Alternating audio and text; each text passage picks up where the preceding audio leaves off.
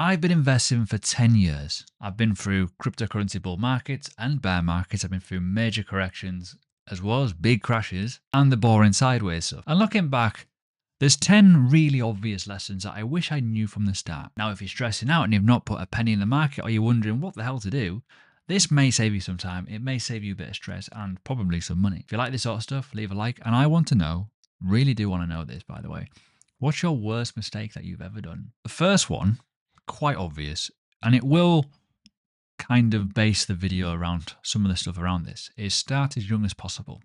I started at 23, but honestly, could have started a lot earlier, and I will go through that in a minute. But time in the market will always beat time in the market in terms of trying to predict the tops and the bottoms, and that's something that you shouldn't do neither. Even small amounts starting in your early 20s compounding massively up by your 40s. Now on the screen, I've plonked Mr. Warren Buffett. An absolute don when it comes to investing, but actually, did you know he first started investing around 11 years old and he first filed tax at 13 years old? And that's the thing, his wealth really compounded once he got over a certain point and at a certain age because he started early. Now, I know if you're 40, 50 years old, you probably, unfortunately, can't go back in time, but you get the point. If you're watching this and you're young and you're a little bit hesitant, and even if you want to start now, even putting £50 a month in builds a little bit of a habit at least. Budget first. Now I've put on the screen here Monzo.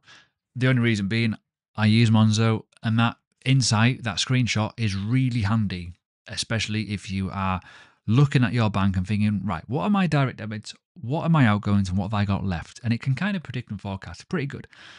These are linked, by the way, if you want some free money to Monzo. Not a paid promotion, just a refer a friend thing, but I've used Monzo for a very long time now. But budgeting gives you freedom. It shows you what's available to invest, so then you are not constantly pulling money out of all kinds of different bloody sofas, essentially. The thing is, budget to zero. Have a budget, and whatever's available at the end, again, you will reset it every single month, you invest it. But automate it as well. Try and invest everything that you can that is available and that you know is available, and whatever you've saved, whatever you've spent on your bills, your groceries, whatever it may be, then you've got something at the end going, yes, I can invest. Because lesson number 3, organizing your life when it comes to the world of investing, you need to have a buffer. And I've talked about this before on the channel, an emergency fund, right? So essentially what you need to do before you even touch a market, have an emergency fund. Have it in a very quick, instant access pot that is in your own bank that you can get to. I know it's not exciting, but ultimately 3 to 6 months of investments, you need to be able to have in terms of salary covered. So you don't have to pull out of investments, which does ruin the compound effect. Obviously, yes, I'm mentioning Monzo again. You can create spending pots, great, tame your bills with all kinds of stuff. And you can have pots that go into what. But more importantly, you can have little pots that will round up payments if you want to as an emergency fund, if you want to increase it as you go and as you spend. The thing is, you need something that you can protect your investments with cash in case, say, your car blows up or the dog eats a cat or whatever it may be. You don't want to sell. So lesson 4 is an obvious one, is be open-minded to investments. And it will come very much apparent in a minute. Over 10 years, I've gone from starting in Nutmeg to cryptocurrency 100% to dividend stocks and ETFs. Realistically, I haven't touched property, but there isn't, in my opinion, a best investment. It's only what suits you. Everyone has a different situation, and that open-mindedness will come from your personality as well. How much risk profile have you got? What are you looking to spend? What is your goal, right? Stay curious, learn, and adapt to the world that's changing. Cryptocurrency has changed my life drastically, by the way, just saying. Not going to put any sort of spin on it. If you've known me from my other YouTube channel, you'll know I've done all right. Realistically, whatever I built in terms of wealth from a young age, I'm pretty good. But now I'm diversifying. This is why I've created the channel, to diversify and to share some experience with the ETF world, the dividend world, and even investment mindset to hopefully help people. But the reality is, I'm quite snobbish, and I still am. I still don't consider gold as a good investment. And that will come very apparent in the next lesson, by the way, because I still look at risk to reward. I still look at value in the market.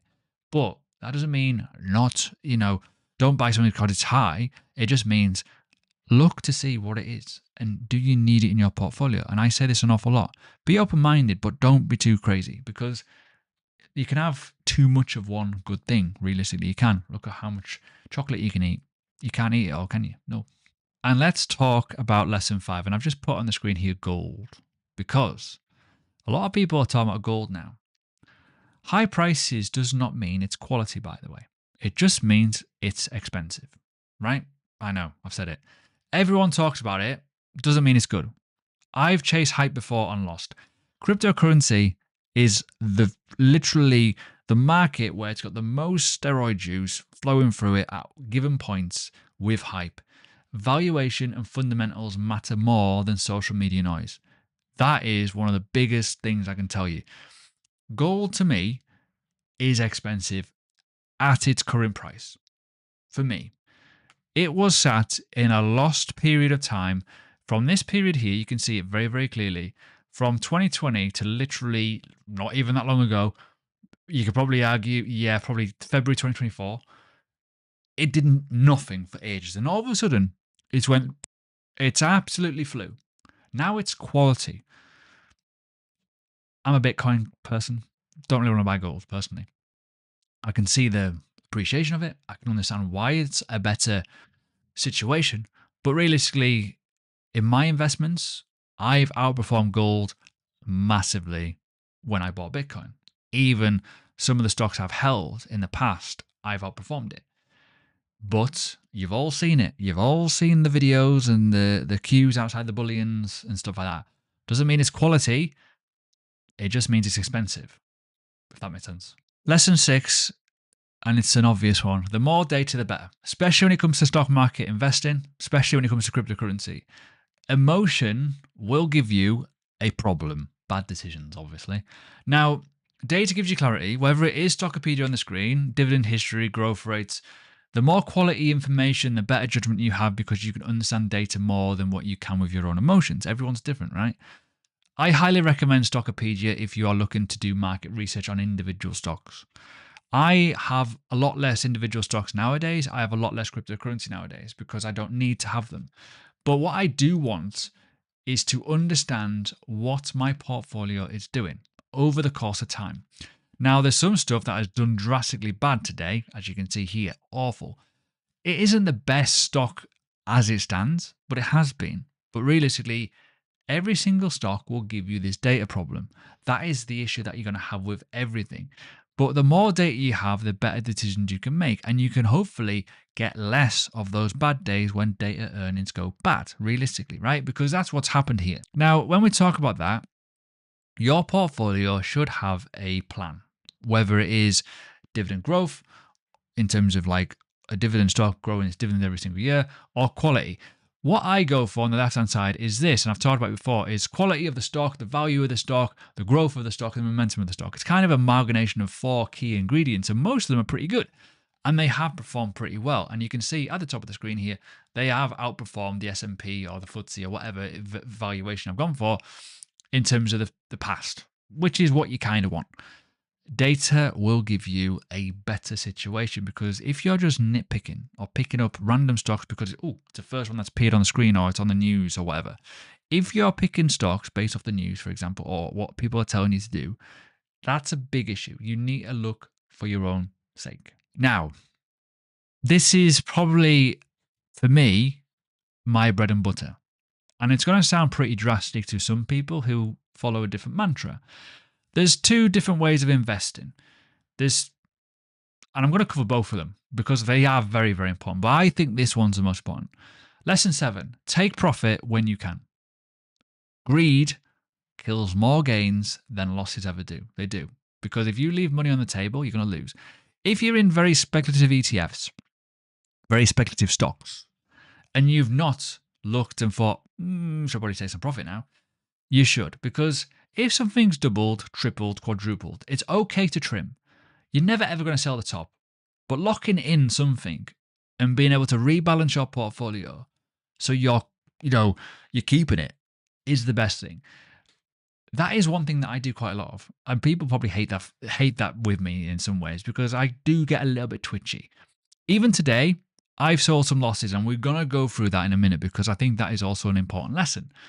But the reality is here. You can see everything's green on there. And what this is snowball analytics. It gives you a bit more data than trading 2-on-2. I think trading 2-on-2 is very poor for finding data and information, and that is very obvious if you use it.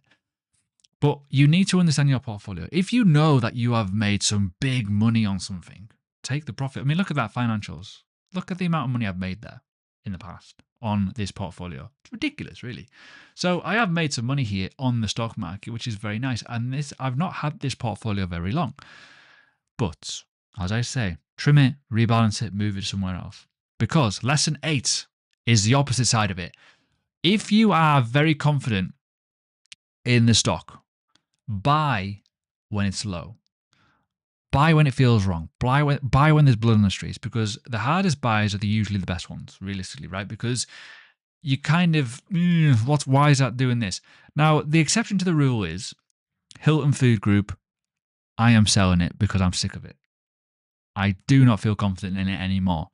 And that's another thing. When it feels wrong, it's fine to buy if you like the stock. If you've redone your research and you like it, you want more, that's fine. But if you've redone your research and gone, there's a freaking red flag here, hello, don't buy it, cut your losses, move on. Find something better, because that's where everyone gets in a pickle. Do not buy a stock that you no longer believe in. It's your money at the end of the day. When everyone's panicking and the market's red, that is where real money is made if you're confident and you know that that stock is quality. Hilton Food Group, for example, has came out twice this year and said they are expecting some very bad losses due to tariffs, due to meat supply and consumer demand. That is not a stock I want to hold, thank you, because of that.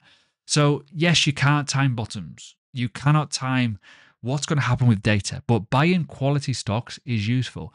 The big thing with Hilton Food Group, the past data is fantastic, but what's happened since Donald Trump has came in power? Tariffs have made a problem. They've made food prices, if you're in the UK, you'll know this, absolutely eye-watering.